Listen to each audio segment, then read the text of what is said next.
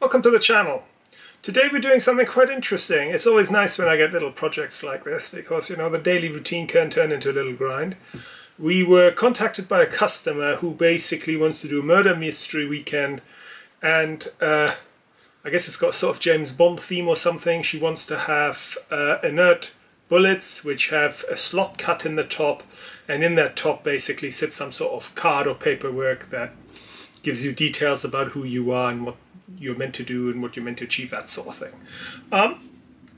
This is an interesting project. Now, what I have at my convenience to achieve this, I already have a little bit of a tool kicking around, which is this thing, which is basically the blade of a little cut-off saw, which I have put onto a steel rod which I had threaded, and then I got two rounded over nuts at either end, and I used that to cut a slot into the grip of my mother's favorite half-tang kitchen knife, where the grip has rotted and I replaced it.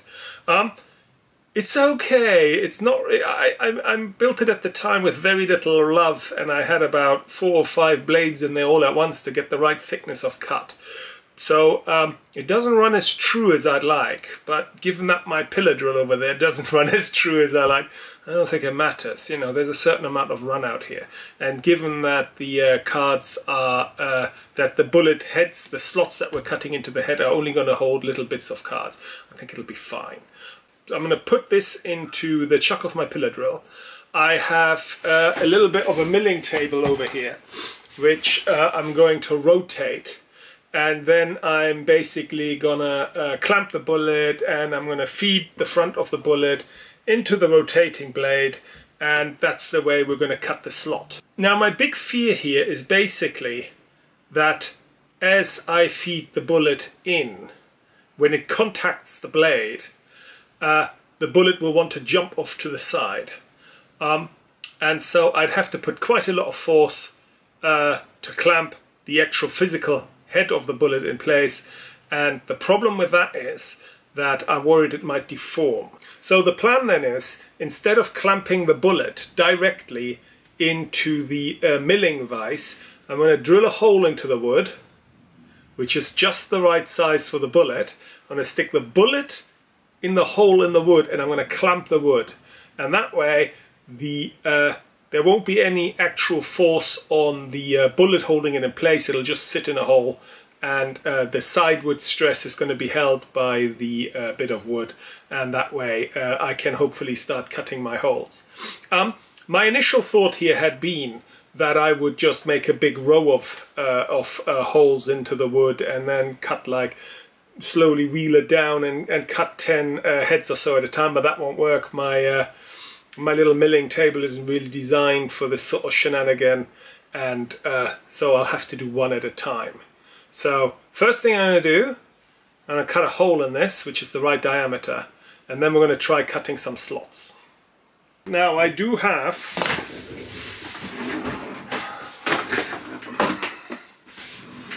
a nice set of engineering drills, which I can only highly recommend. We will see what we can find. 7.8 is right here. I wonder whether I should go slightly smaller.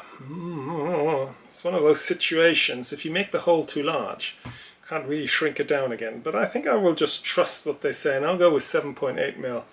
And hope that my bullets won't rattle around. Oh, actually, screw that. Now I'm sitting here talking, I might just try 7.7. I can always drill it up a little. It's never quite as clean, but I'll give it a go. Okay, now we're on the 7.8 mil. Should have trusted myself. Let's give that a go.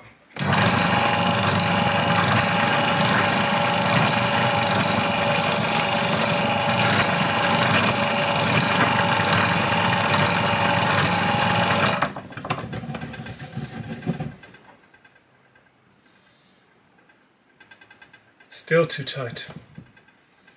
Alright, 7.9 it is.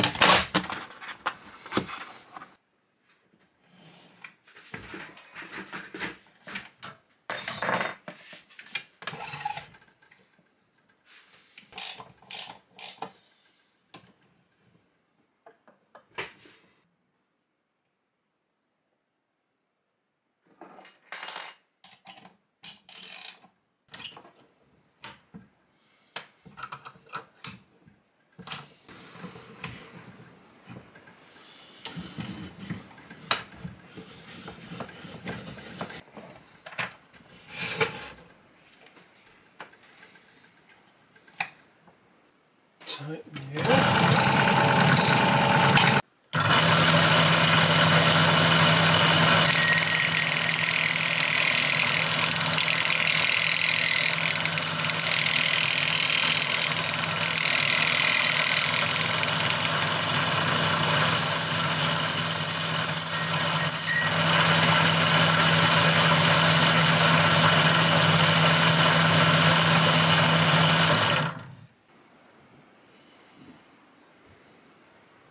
We have decided to use 762x54R cases for the holders because they have a slightly little wider base, and it has that you know, that whole Eastern feel and the whole Dragunov rifle and all that sort of stuff. The other alternative would have been something like a 303, but I don't know, 303 seemed a little bit antiquated for James Bond. That's probably me. I don't know. Give me any hate.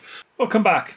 It took a while to clean up, but we are now ready to weighten down the cases. We're going to do that by putting some lead shot into them, and that means that the card that sits on top of the bullet won't throw the whole case over. So the more weight we have at the bottom, the better.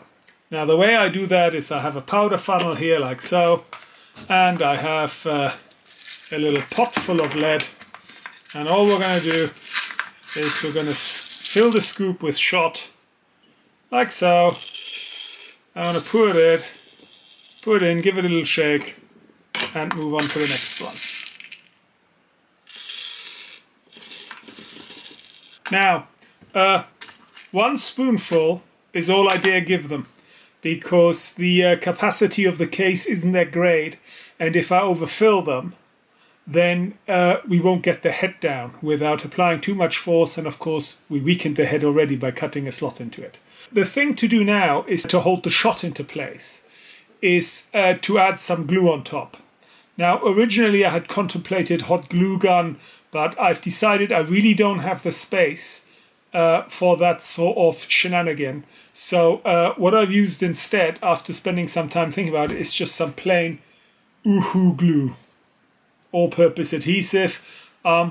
It basically seeps between the balls and the pellets of the birdshot, and forms a sort of layer at the top, so that when you shake the case afterwards, the shot doesn't bounce around anymore. So it does keep the shot held down, and that's what we're going for here.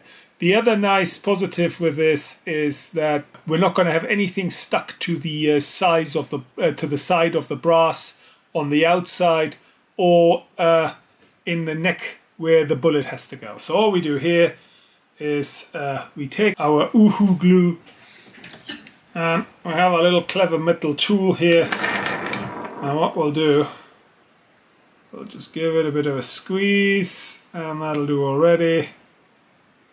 And the glue is going to string a little bit, and that's that.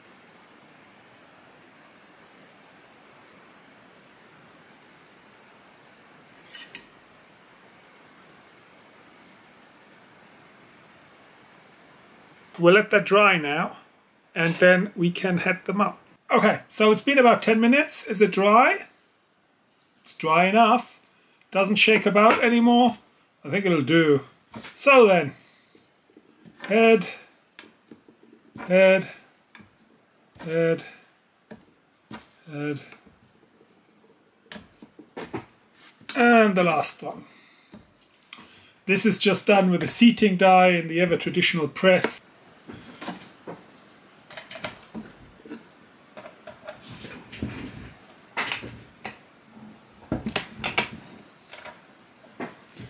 And that is that.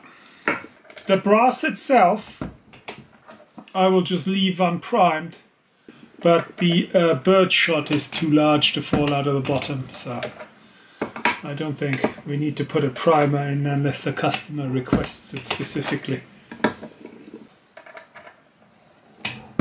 There we go, and we can put you there.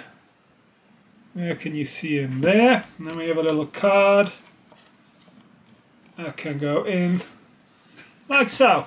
And that is goodbye from us for today. And we'll see you next time, hopefully. Bye bye.